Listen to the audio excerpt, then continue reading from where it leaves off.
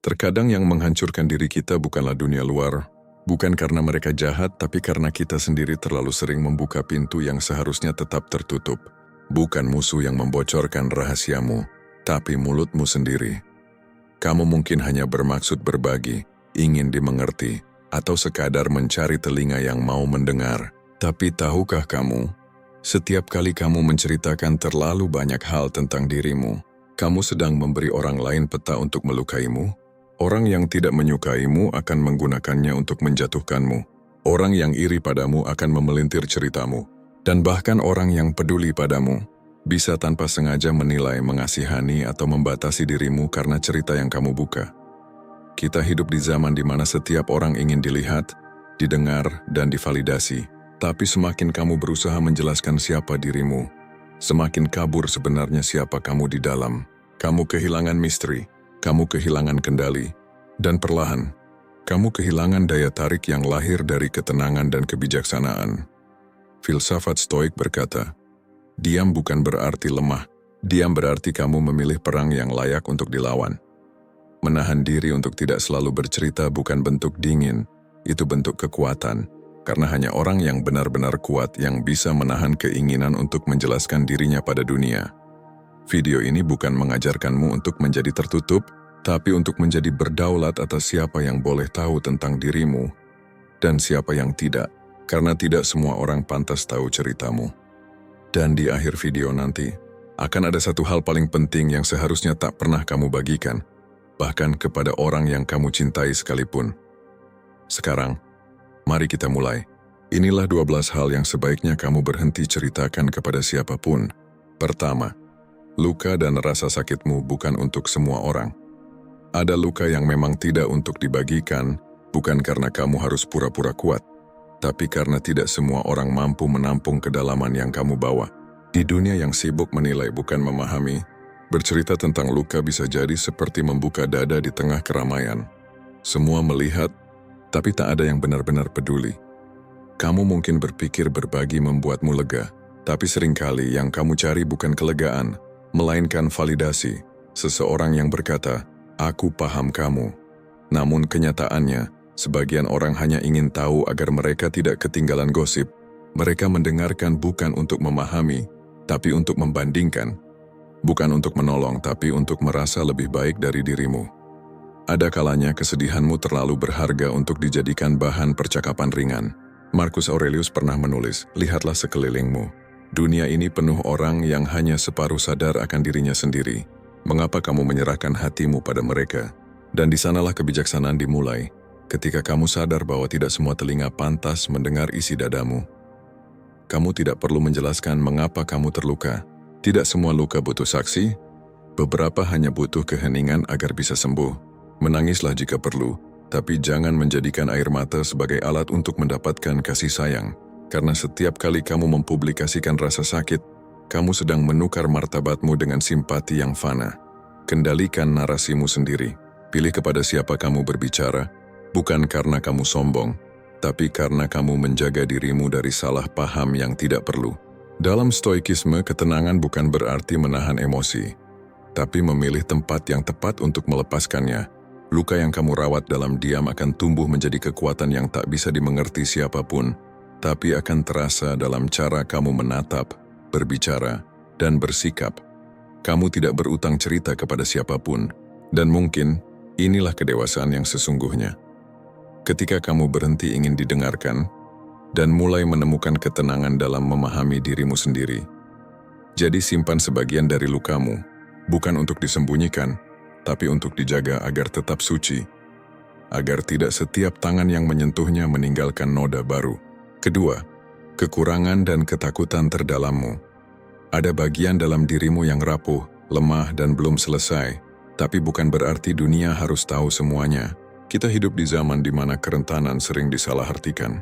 Banyak orang menganggap keterbukaan total adalah bentuk kejujuran, padahal kadang itu hanya cara lain untuk mencari pengakuan. Kamu boleh jujur pada dirimu sendiri, tapi tidak semua kejujuran harus diumumkan. Mengungkap ketakutan terdalam kepada orang yang salah bisa membuatmu terlihat kecil, bukan karena kamu lemah, tapi karena orang lain sering tak tahu cara memegang rahasia dengan hormat. Mereka mendengar lalu menilai, Mereka mengangguk, tapi di baliknya menyimpan catatan tentang di mana kamu goyah.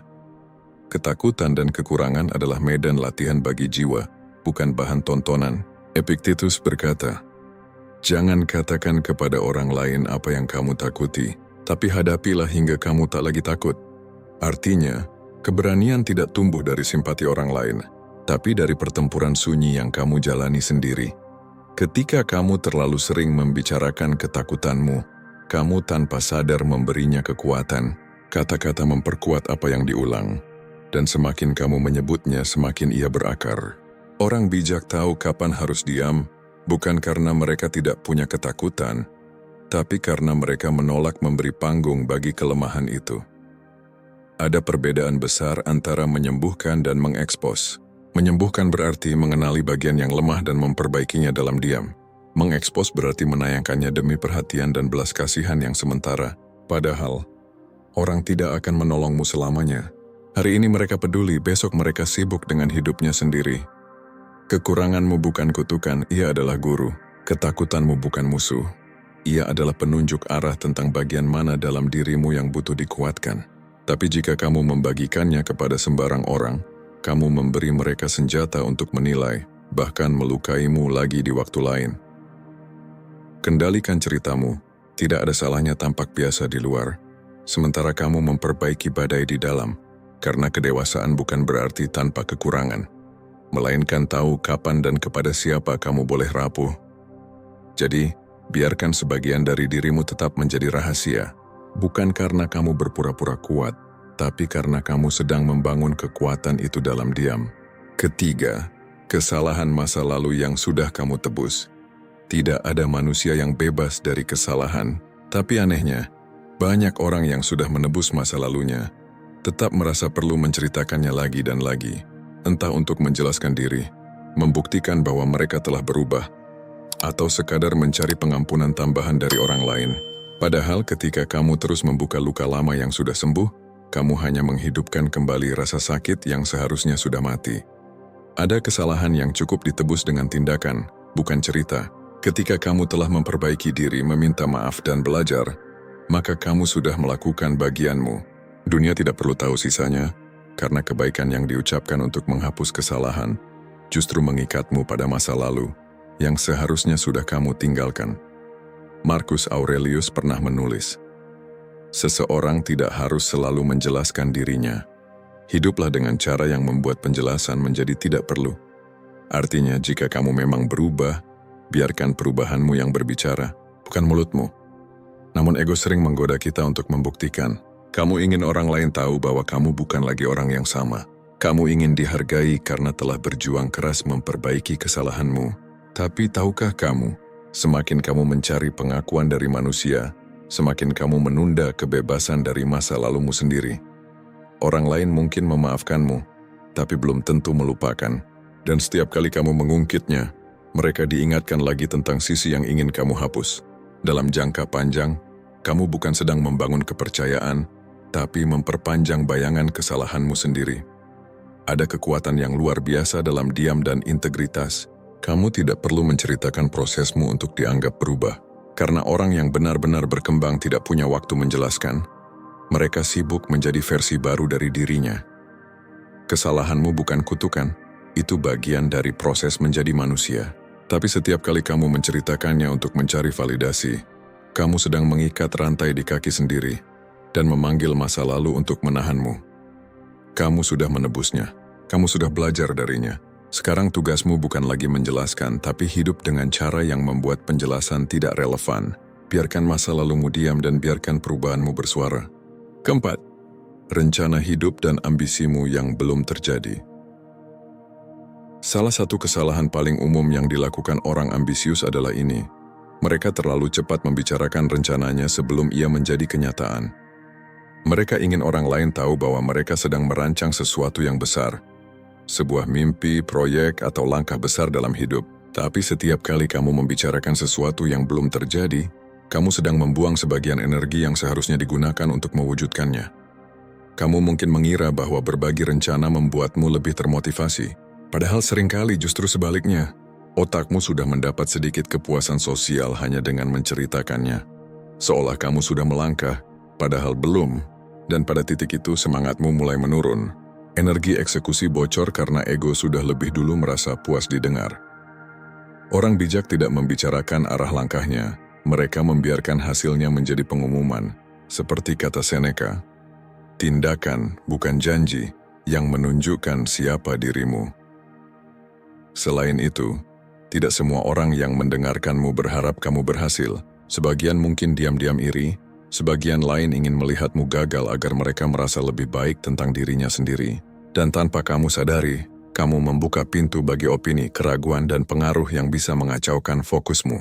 Karena semakin banyak suara yang kamu dengar, semakin samar suara keyakinanmu sendiri. Rencana hidup adalah sesuatu yang suci. Ia butuh perlindungan, bukan exposure. Kamu boleh berbagi dengan mentor, partner, atau orang yang benar-benar bisa membantu, tapi tidak semua harus tahu arah langkahmu. Kebijaksanaan bukan hanya tentang berpikir besar, tapi juga tahu kapan harus diam. Simpan ambisimu seperti api kecil yang dijaga di dalam dada, tidak mencolok, tapi terus menyala, biar waktu yang berbicara, biar hasil yang menjelaskan. Karena dunia tidak akan menanyakan apa yang kamu rencanakan, mereka akan menilai dari apa yang telah kamu capai. Dan pada saat itu, kamu tidak perlu lagi berkata apapun. Kamu hanya akan tersenyum kecil, menyadari satu hal. Diam adalah strategi terbaik dari orang yang benar-benar akan melangkah jauh. Kelima, pencapaianmu yang masih butuh pengakuan orang lain. Kita hidup di masa di mana setiap keberhasilan terasa tidak lengkap tanpa tepuk tangan. Satu langkah kecil harus diabadikan, satu pencapaian pribadi harus diumumkan. Tapi di balik itu ada sesuatu yang rapuh. Kebutuhan untuk diakui agar merasa berharga. Dan disitulah jebakannya. Karena ketika kamu terus menceritakan pencapaianmu dengan harapan orang lain kagum, kamu memberi mereka kekuasaan untuk menentukan nilaimu. Padahal pengakuan sejati tidak datang dari luar. Ia lahir dari kesadaran bahwa kamu telah berjuang dengan jujur, bahkan ketika tidak ada yang melihat. Kamu boleh bangga pada hasilmu, tapi jangan biarkan kebanggaan itu berubah menjadi permintaan validasi. Kebahagiaan yang bergantung pada pengakuan adalah kebahagiaan yang rapuh. Ia akan goyah setiap kali dunia tidak menoleh ke arahmu. Hari ini kamu dipuji, besok dilupakan, dan kamu pun mulai mengejar sorotan, bukan lagi pertumbuhan. Marcus Aurelius pernah menulis, jika seseorang melakukan hal baik dan segera mencari tepuk tangan, ia belum benar-benar berbuat baik. Pencapaian yang sejati tidak butuh pengumuman, karena nilainya tidak berkurang meski dunia diam. Cobalah diam sejenak, nikmati proses dan hasil tanpa tergesa menceritakannya. Rasakan kekuatan tenang dari orang yang tahu nilainya tanpa harus menjelaskan. Karena orang yang benar-benar kuat tidak sibuk membuktikan, mereka sibuk berkembang. Sadarilah juga, ketika kamu sering menonjolkan pencapaian, sebagian orang tidak melihat kerja kerasmu. Mereka hanya melihat jarak, dan jarak itu membuatmu semakin sulit membangun koneksi yang tulus. Terlalu sering membicarakan keberhasilan bisa membuatmu tampak sombong, padahal kamu hanya ingin diterima. Namun dunia jarang mengerti perbedaan halus itu. Biarkan hasilmu berbicara, biarkan ketenanganmu membingungkan mereka yang mencari perhatian. Karena di dunia yang ramai dengan pameran ego, diam adalah bentuk keanggunan tertinggi. Jika kamu butuh pengakuan, berikan pada dirimu sendiri. Katakan, aku cukup karena aku tahu apa yang sudah kulalui. Dan setelah itu lanjutkan berjalan tanpa perlu sorotan. Keenam, masalah dalam hubungan pribadimu. Tidak ada hubungan yang sempurna, tapi bukan berarti dunia harus tahu di mana letaknya. Salah satu kesalahan paling sering dilakukan orang modern adalah menjadikan masalah pribadi sebagai konsumsi publik. Kadang lewat curhat halus di media sosial, kadang lewat cerita ke teman yang sebenarnya hanya penasaran bukan peduli. Padahal setiap kali kamu membuka masalah pribadimu ke banyak telinga, kamu sedang memperkecil ruang damai untuk menyelesaikannya. Hubungan adalah ruang suci. Ia seperti taman yang hanya bisa tumbuh jika dijaga dari tangan-tangan asing. Begitu banyak hubungan yang sebenarnya bisa diselamatkan, tapi rusak karena terlalu banyak komentar dari luar. Kamu meminta nasihat, tapi yang kamu dapat adalah opini yang memecah fokusmu. Kamu mencari pemahaman, tapi justru memperdalam luka dengan menceritakannya berulang-ulang. Masalah hubungan tidak selalu butuh penonton, tapi butuh kedewasaan. Kedewasaan untuk menahan diri ketika hati sedang panas. Untuk tidak menjadikan pasanganmu bahan cerita, bahkan ketika kamu sedang kecewa. Karena begitu kamu mengundang orang ketiga dalam bentuk cerita, kamu kehilangan kendali atas narasi. Orang lain akan menilai, mengasihani, bahkan memihak, dan kamu mulai melihat hubunganmu bukan dari cinta, tapi dari opini mereka. Stoikisme mengajarkan kita untuk membedakan antara hal yang bisa kita kendalikan dan yang tidak. Kamu tidak bisa mengendalikan apa yang orang pikirkan tentang hubunganmu, tapi kamu bisa mengendalikan bagaimana kamu menjaganya. Simpan luka itu untuk disembuhkan berdua, bukan dibicarakan di mana-mana. Karena tidak semua luka butuh pendengar, beberapa cukup butuh keheningan dan waktu. Ada kalanya, diam adalah bentuk cinta yang paling dewasa. Ketika kamu memilih tidak membicarakan keburukan pasanganmu, kamu bukan sedang menipu dunia, kamu sedang melindungi keintiman yang masih kamu hargai. Orang yang terus mengumbar masalah cintanya jarang menemukan ketenangan, karena semakin sering kamu menceritakannya, semakin besar ruang bagi ego untuk tumbuh, dan semakin kecil ruang bagi cinta untuk pulih. Jadi, jika kamu sedang terluka dalam hubunganmu, jagalah rahasianya. Tidak semua orang layak tahu kisah di balik hatimu. Biarkan keheningan yang menyembuhkan, bukan keramaian yang menilai.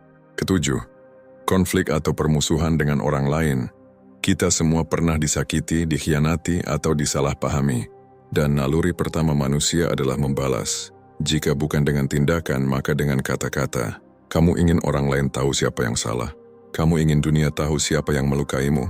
Tapi setiap kali kamu menceritakan konflikmu dengan orang lain, kamu tidak sedang memenangkan apapun.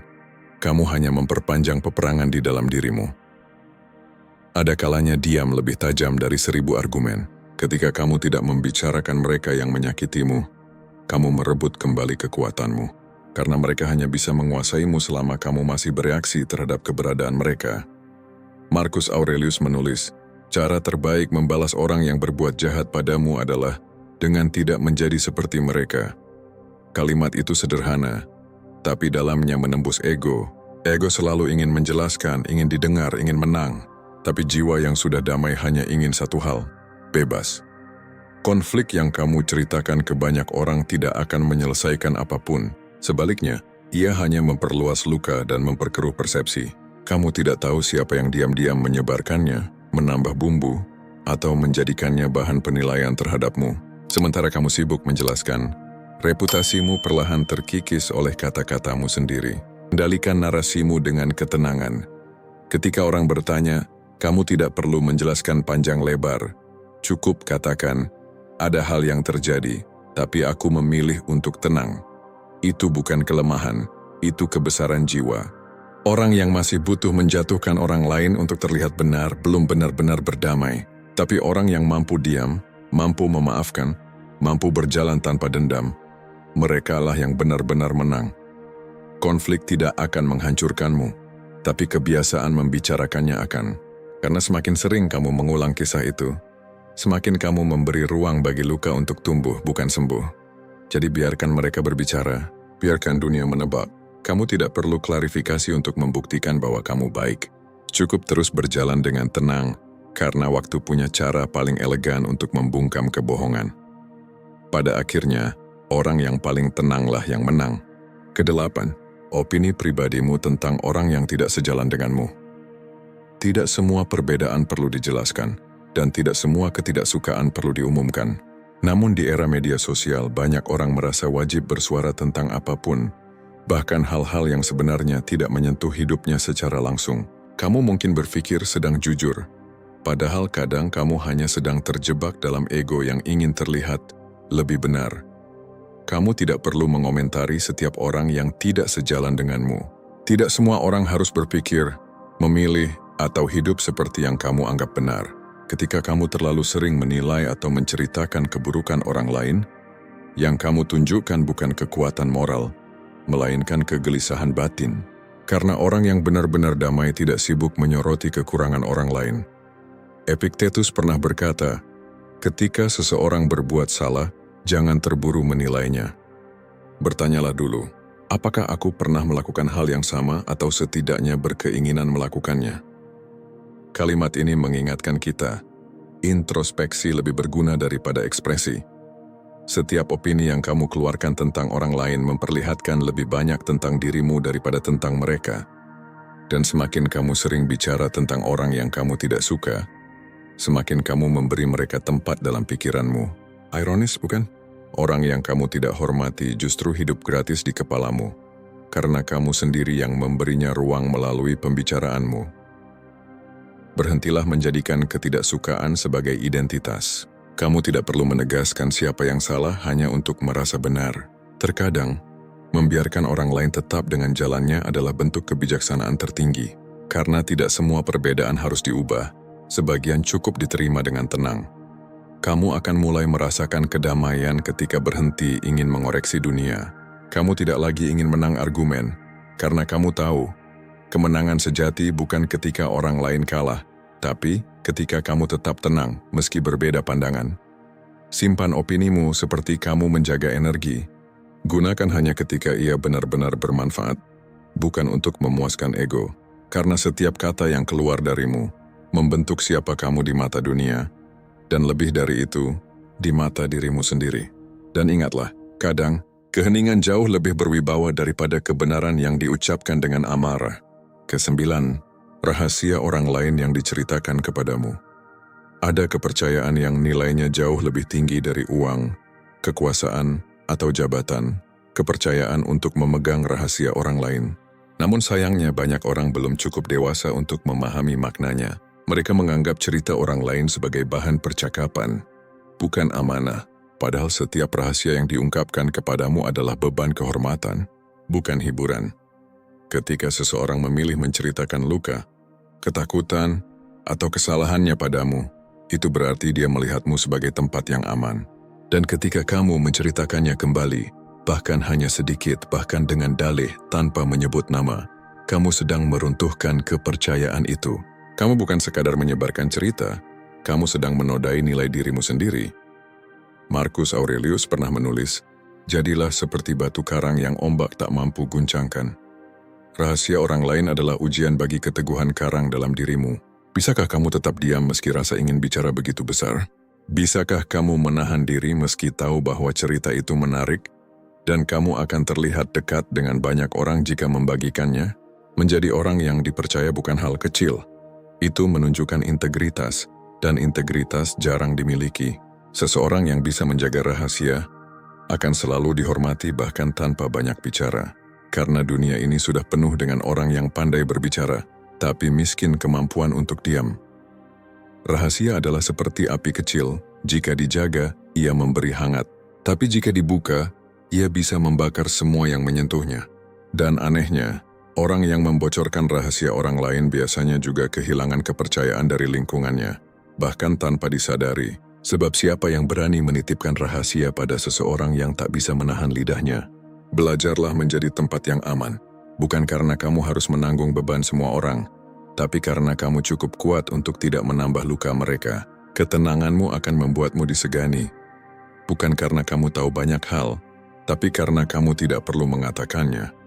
Orang yang menjaga rahasia bukan berarti lemah, justru mereka yang paling berkuasa karena mereka menguasai diri sendiri.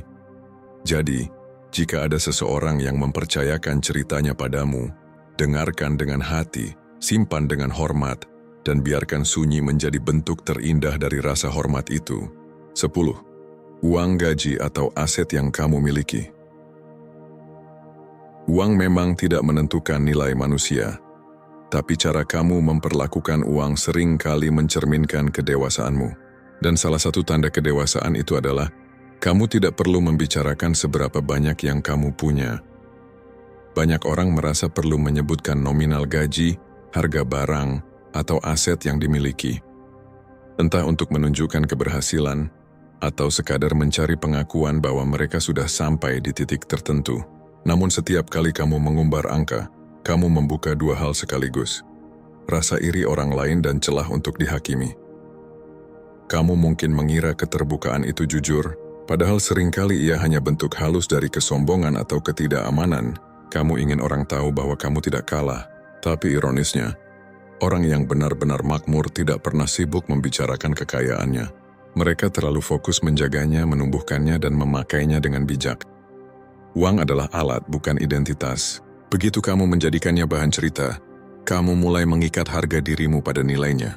Dan saat keadaan berubah, saat tabungan menurun, bisnis goyah, atau penghasilan tak sebesar dulu, kamu akan kehilangan rasa percaya diri karena kamu telah membangunnya di atas angka, bukan karakter. Seneca pernah menulis, orang miskin bukanlah yang memiliki sedikit, tapi yang tak pernah merasa cukup. Dan rasa cukup itu tak akan pernah tumbuh dalam hati yang sibuk membandingkan. Membicarakan uang dengan orang yang tidak tepat juga berbahaya. Kamu tidak pernah tahu siapa yang benar-benar tulus dan siapa yang hanya tertarik pada manfaat. Semakin banyak yang tahu tentang isi dompetmu, semakin besar risiko untuk dimanipulasi, dinilai, bahkan diperalat. Ketenangan finansial sejati bukan ketika kamu bisa membeli apapun yang kamu mau, tapi ketika kamu tak perlu membuktikan apapun kepada siapapun. Kamu bisa hidup nyaman tanpa perlu sorotan. Kamu bisa menolong diam-diam, tanpa harus menunjukkan rekeningmu. Jaga privasi finansialmu seperti kamu menjaga kebijaksanaan hidupmu. Tenang, bersih, dan tak perlu diumumkan. Karena uang yang paling bernilai bukan yang terlihat di luar, tapi yang memberi ketenangan di dalam. Orang bijak tidak pamer kekayaan. Mereka membangun kehidupan yang tak perlu pembenaran. 11. Perbuatan baik atau amal yang kamu lakukan. Ada kebaikan yang kehilangan maknanya begitu diucapkan. Kamu mungkin melakukannya dengan tulus, tapi ketika kamu tergoda untuk menceritakannya, bahkan sekadar agar orang lain termotivasi, niatmu mulai terbelah. Kamu tidak lagi sepenuhnya memberi karena cinta, tapi karena ingin dilihat sebagai orang baik. Padahal, kebaikan sejati tak butuh saksi. Ia cukup antara kamu dan hati nuranimu. Setiap kali kamu berbuat baik lalu mengumumkannya, kamu sedang menukar nilai spiritual dengan validasi sosial. Dan ironinya, dunia modern justru membuat kita bangga mengumumkan sesuatu yang seharusnya dilakukan dalam diam. Marcus Aurelius pernah menulis, ketika kamu melakukan kebaikan dan seseorang berterima kasih padamu, jangan biarkan dirimu merasa lebih tinggi. Lihatlah dirimu seperti pohon yang berbuah. Ia memberi, tapi tak pernah berteriak bahwa ia memberi. Kalimat itu sederhana, tapi menampar ego, karena kebaikan yang sejati tidak berisik. Orang yang benar-benar baik tidak punya kebutuhan untuk dikenal sebagai baik. Mereka memberi tanpa mengingat dan menerima tanpa mencatat. Mereka paham bahwa setiap tindakan baik adalah latihan untuk jiwa, bukan alat untuk mendapatkan tepuk tangan. Ketika kamu terlalu sering membicarakan amalmu, kamu memberi pesan halus kepada dunia, lihat, aku lebih mulia dari kamu. Dan tanpa sadar, kamu sedang merusak makna dari kebaikan itu sendiri. Kebaikan yang diumumkan kehilangan kesakralannya, karena di dalamnya ego sudah duduk diam di kursi pengemudi. Jika kamu benar-benar ingin menginspirasi, biarkan tindakanmu berbicara. Bantulah diam-diam, tolonglah tanpa kamera, dan biarkan keheningan yang memberi kehangatan pada orang lain. Kamu tidak akan pernah kehilangan apapun dari kebaikan yang disembunyikan. Justru disitulah kamu tumbuh. Karena kamu belajar memberi tanpa pamrih, mencintai tanpa penonton, dan menjadi baik tanpa peran. Kebaikan yang tidak diumumkan adalah doa yang paling murni. Ia menguatkanmu tanpa perlu diketahui siapapun. Dan ketika kamu menolong tanpa berkata apa-apa, Tuhanlah yang akan menjadi saksi. Satu-satunya pengakuan yang tidak akan pernah memudar. 12. Sisi gelap dirimu. Setiap orang punya sisi gelap, bagian dari diri yang tidak ingin kita tunjukkan pada siapapun. Itu bisa berupa kemarahan, iri hati, ambisi tersembunyi, atau hal-hal yang pernah kita lakukan dan tidak kita banggakan. Namun yang sering terjadi adalah, kita justru berusaha menceritakan sisi gelap itu kepada orang lain. Entah untuk mencari pengakuan, pembenaran, atau sekadar merasa dipahami. Padahal, tidak semua orang pantas tahu sisi tergelapmu. Tidak semua telinga mampu mendengar tanpa menghakimi. Dan tidak semua hati mampu menampung aibmu tanpa menyebarkannya. Dalam Meditations, Marcus Aurelius pernah mengingatkan, kendalikan kata-katamu, karena apa yang kamu ungkapkan bisa menjadi senjata bagi orang lain untuk melawanmu. Ketika kamu terlalu terbuka tentang sisi gelapmu, kamu bukan sedang membebaskan diri, kamu sedang memberikan peta kelemahanmu kepada dunia. Ada perbedaan antara refleksi dan exposure. Refleksi berarti kamu menghadapi kegelapanmu sendiri. Jujur tapi dalam diam. Exposure berarti kamu membiarkan orang lain menilai bagian dirimu yang bahkan belum kamu pahami sepenuhnya. Dan ketika orang lain tahu sisi itu tanpa konteks yang utuh, mereka seringkali tidak melihat kedalaman yang kamu alami. Mereka hanya melihat cacatnya, bukan proses penyembuhannya. Sisi gelapmu akan dijadikan gosip, bukan pelajaran. Sokrates pernah berkata, "Kenalilah dirimu sendiri." Tapi ia tidak pernah mengatakan, "Ceritakan semua tentang dirimu." Mengenal diri adalah perjalanan spiritual, bukan konten publik. Kamu boleh menghadapi sisi gelapmu, tapi hadapilah dengan tenang, bukan dengan bising. Jangan takut pada sisi gelap itu.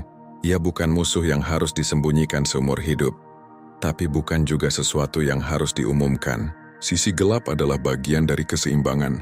Ia mengajarkanmu kerendahan hati, empati, dan kendali atas diri. Tugasmu bukan memamerkannya, tapi menaklukkannya dalam diam. Karena semakin kamu bisa berdamai dengan kegelapan di dalam dirimu, semakin terang sinarmu yang sesungguhnya. Pada akhirnya, orang tidak perlu tahu betapa kelamnya dirimu dulu. Yang penting kamu tahu sejauh apa kamu telah bertumbuh, dan itulah kemenangan paling senyap, tapi paling nyata, dari perjalanan seorang manusia. Hidup bukan tentang seberapa banyak kamu bisa bercerita, tapi seberapa dalam kamu bisa menjaga dirimu, menjaga ketenanganmu, menjaga makna dari setiap hal yang tak semua orang perlu tahu. Ketika kamu mulai berhenti menceritakan terlalu banyak hal tentang dirimu, kamu akan merasakan sesuatu yang aneh tapi menenangkan. Kamu mulai punya ruang untuk berpikir, ruang untuk tumbuh, dan ruang untuk tidak lagi mencari validasi dari luar. Ketenangan sejati lahir bukan dari pengakuan orang lain, tapi dari kemampuanmu menjaga apa yang berharga tetap di dalam, bukan di luar. Kamu akan menyadari, dunia tidak perlu tahu semua tentangmu untuk menghargaimu, dan kamu tidak perlu menjelaskan siapa kamu untuk benar-benar merasa cukup. Ingatlah, rahasia kecil yang kamu simpan dengan bijak adalah benteng harga dirimu. Diam yang kamu pelihara dengan tenang adalah tanda bahwa kamu telah dewasa secara spiritual. Dan batas yang kamu jaga dari mulutmu sendiri, itulah bentuk tertinggi dari kekuatan mental. Jika ada seseorang yang kamu sayangi, seseorang yang sering tersakiti karena terlalu terbuka, terlalu mudah dipercaya, terlalu ingin dimengerti, bagikan video ini kepadanya. Bukan untuk menghakimi, tapi untuk mengingatkan bahwa tidak semua yang kamu alami harus dibagi, dan tidak semua yang kamu rasakan perlu dimengerti orang lain. Tulis di kolom komentar, "Saya siap menjaga hal-hal yang tak semua orang perlu tahu." Karena dari situ, perjalanan ketenanganmu dimulai. Dan jika kamu ingin melangkah lebih jauh lagi, klik video di layar